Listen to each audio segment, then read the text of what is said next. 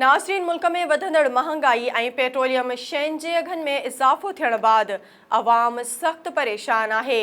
दादू जा शहरी इन गाटे टोड़ महंगाई के कीअं था ॾिसनि, ॾिसूं था दादू खां SS न्यूज़ जी रिपोर्टर अकील लाखो जी हीअ रिपोर्ट।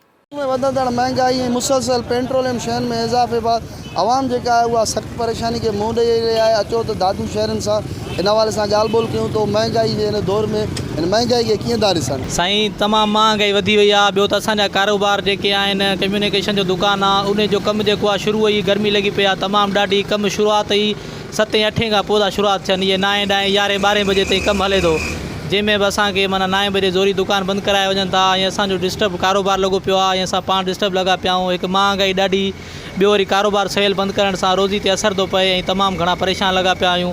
असां गवर्नमेंट खे अपील था कयूं त बराए महिरबानी असांजो जेको इहो अमल आहे इहो ख़तमु कयो वञे, असांखे खुलियाम कारोबार करणु ॾिनो वञे। हिन महिल एॾी शदीद महांगाई थी आहे, जेको मज़दूर माण्हू 650 रुपया किलो गिह थी वियो आहे त गिह वठे 600 रुपया तारीख़, हुनजी त बाक़ी ॿियो कुझु छा वठे। पेट्रोल महांगो थी वियो आहे। इन्हनि ॻाल्हि असां इमरान ख़ान भलो जेका हुकूमत आई आहे, इन तव्हां ग़रीब आवाम जो जीअं जंजाल करे छॾियो आहे। हींअर बटाला मिलंदा 20 रुपया 25 रुपया किलो, हींअर 60-70 रुपया किलो बटाला आहिनि। गिह ते ॾिसो तव्हां यूटिलिटी स्टोर ते गिह ग़रीब आवाम खे मिले ई कोन थो।